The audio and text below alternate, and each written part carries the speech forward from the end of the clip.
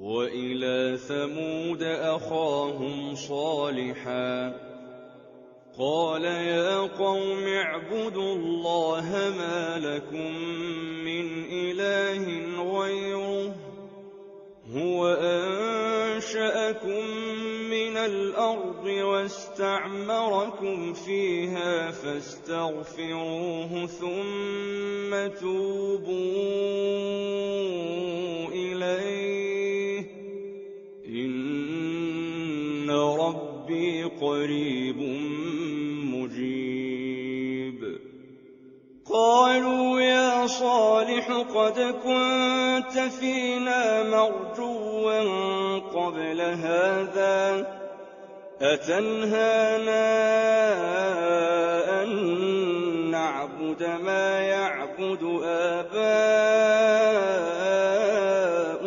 وإننا لفي شك مما تدعونا إليه مريب. قال يا قوم أرأيتم إن كنت على بينة من ربي وآتاني منه رحمة فمن ينصرني من الله إن عصيته فما تزيدونني غير تخسير. ويا قوم هذه ناقة الله لكم آية فذروها تأكل في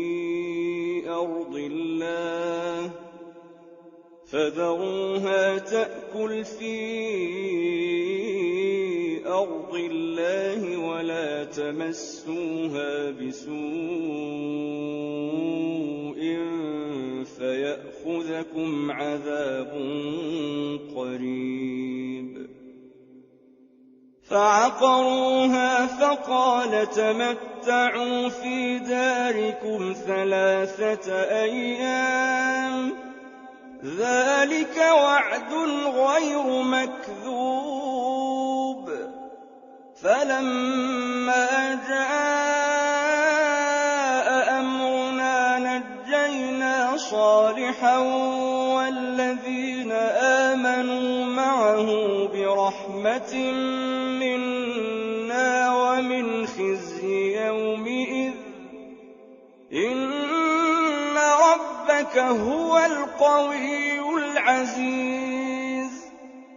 وأخذ الذين ظلموا الصيحة فأصبحوا في ديارهم جاثمين كأن لم يغنوا فيها ألا إن ثمود كفروا ربهم ألا بعدا لثمود.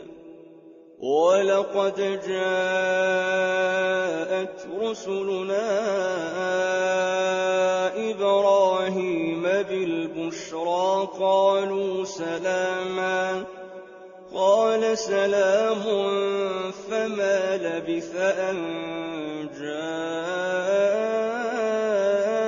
بعجل حنيذ. فلما رأى أيديهم لا تصل إليه نكرهم وأوجس منهم خيفة قالوا لا تخف إنا أرسلنا إلى قوم